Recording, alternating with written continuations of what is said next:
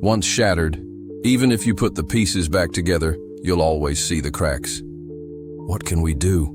Lisa asked, tears flowing freely now. "How do we make this right?"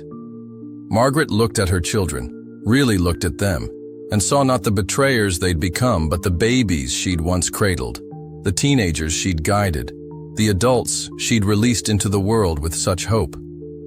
"We start with truth," she said. "Complete truth. No more secrets, no more assumptions. Then we rebuild, not what was, but something new, something stronger."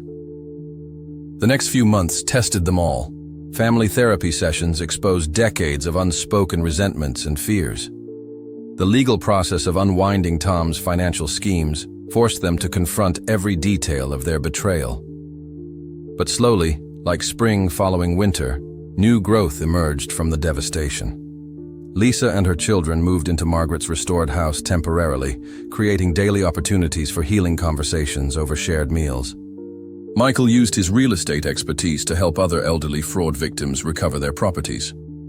Rachel channeled her legal skills into strengthening elder protection laws, testifying alongside Margaret at legislative hearings. The advocacy organization Margaret had helped create flourished, expanding to multiple states. She told her story again and again, not just the betrayal now, but the healing too. Each telling strengthened her, transformed the pain into purpose. 1 year after the family meeting, they gathered again, this time in Margaret's garden. The hydrangeas were blooming, their blue heads nodding in the summer breeze. 4 generations sat around the patio table: Margaret, her children, their children, and Lisa's new baby named Harold, in a gesture of remembrance and hope.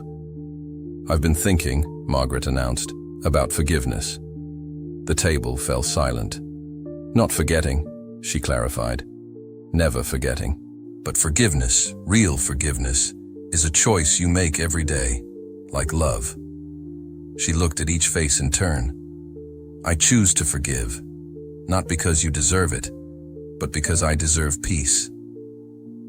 Rachel reached for her mother's hand. "We choose to earn that forgiveness," she said, "every day, for the rest of our lives." As evening settled over the garden, Margaret reflected on the journey that had brought them here.